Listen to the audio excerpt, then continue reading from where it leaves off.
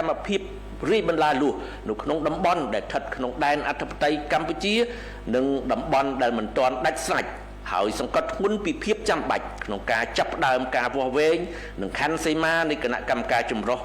ខណ្ឌសីមាព្រំដែនគោក JBC ឲ្យបានឆាប់បំផុតស្របតាមកិច្ចព្រមព្រៀងដែលមានចែងក្នុងសេចក្តីប្រកាសរួមថ្ងៃ27ធ្នូឆ្នាំ2025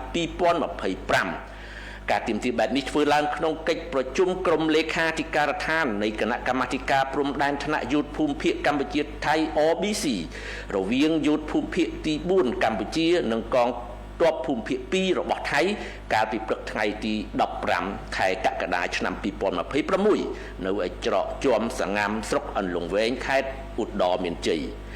ពាក់ព័ន្ធនឹងហេតុការណ៍បាញ់និងបង្កការផ្ទុះនៅតាមព្រំដែនភាគីកម្ពុជាស្នើឲ្យមានការផ្ទៀងផ្ទាត់យ៉ាងយកចិត្តទុកដាក់បំផុតដើម្បីកុំឲ្យមានការយល់ច្រឡំនិងដាក់ចេញវិធានការទប់ស្កាត់កុំឲ្យកើតមានជាបន្តទៀត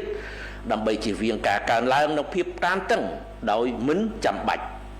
ជាមួយគ្នានេះភាគីកម្ពុជាបានស្នើឲ្យថៃចូលរួមសហការក្នុងការអប់រំនិងរឹតបន្តឹងវិន័យដល់បណ្ដាកងកម្លាំងជួរមុខរបស់ខ្លួនក្នុងគោលបំណងទប់ស្កាត់កុំឲ្យមានសកម្មភាពណាមួយដែលអាចនាំដល់ការបង្កហេតុដូចជាការបាញ់បោះការរាយបន្លាលួសនិងការប្រើប្រាស់ពាក្យសម្ដីមិនសមរម្យជាដើមភាគីកម្ពុជាក៏បានលើកឡើងពីសារៈសំខាន់នៃការលើកកម្ពស់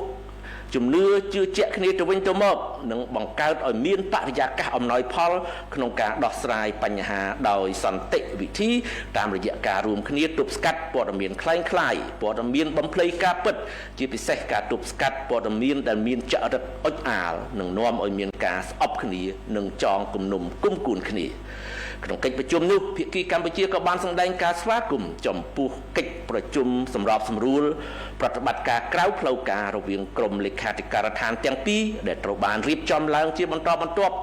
ដើម្បីពិភាក្សារិះរកដំណោះស្រាយបញ្ហានានាជាមួយគ្នាដោយសន្តិវិធីនិងទាន់ពេលវេលាសម្ដៅបញ្ជៀសការយល់ច្រឡំដោយមិនចាំបាច់និងបន្ធូរបន្ថយភាពតានតឹងនៅតាមបណ្ដោយព្រំដែន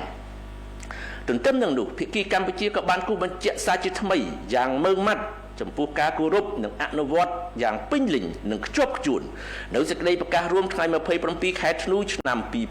2025សេចក្តីថ្លែងការណ៍រួមស្តីពីកិច្ចព្រមព្រៀងសន្តិភាពកម្ពុជាថៃថ្ងៃទី26ខែតុលាឆ្នាំ2025និងកិច្ចព្រមព្រៀងពាក់ព័ន្ធផ្សេងទៀតសម្ដៅស្វែងរកដំណោះស្រាយដោយសន្តិវិធីដោយយុត្តិធម៌និងយូរអង្វែងស្របតាមច្បាប់អន្តរជាតិក៏ដូចជាសន្ធិសញ្ញានិងកិច្ចព្រមព្រៀងដែលមានស្រាប់រវាងប្រទេសទាំងពីរទី3អ្នកនាំពាក្យរាជរដ្ឋាភិបាលសូមបញ្ជាក់ជូនសារជាថ្មីថាក្នុងនាមជាប្រទេសស្រឡាញ់សន្តិភាពនិងគោរពច្បាប់អន្តរជាតិកម្ពុជាប្រកាន់ជំហរម៉ឺងម៉ាត់ក្នុងការការពារខ្សែព្រំដែនអន្តរជាតិកម្ពុជាថៃដែលបន្សល់ទុកដោយគណៈកម្មការព្រំដែនឥណ្ឌូចិនសៀមដោយគោរពគោលការណ៍ច្បាប់អន្តរជាតិគោលការណ៍ខ្សែព្រំដែនមិនកែប្រែUti Possibilities Juris គោរពអនុសញ្ញាសន្ធិសញ្ញាបារាំងសៀមផែនទីនិងកំណត់ហេតុបោះបង្គោលព្រំដែនរបស់គណៈកម្មការបោះបង្គោលព្រំដែនឥណ្ឌូចិនសៀមព្រមទាំងកិច្ចព្រមព្រៀងនិងឯកសារពាក់ព័ន្ធផ្សេងទៀតដែលភាគីទាំងពីរបានឯកភាពគ្នាកម្ពុជាមិនទទួលស្គាល់ជាដាច់ខាតនៅការកែប្រែខ្សែព្រំដែនណាមួយដែលកើតចេញពីការប្រើប្រាស់កម្លាំងអាស្រ័យហេតុនេះសូមបងប្អូនជនរួមជាតិមេត្តាជ្រាបជាព័ត៌មានបាទសូមអរគុណនិងសូមគោរពលាតែប៉ុណ្ណេះ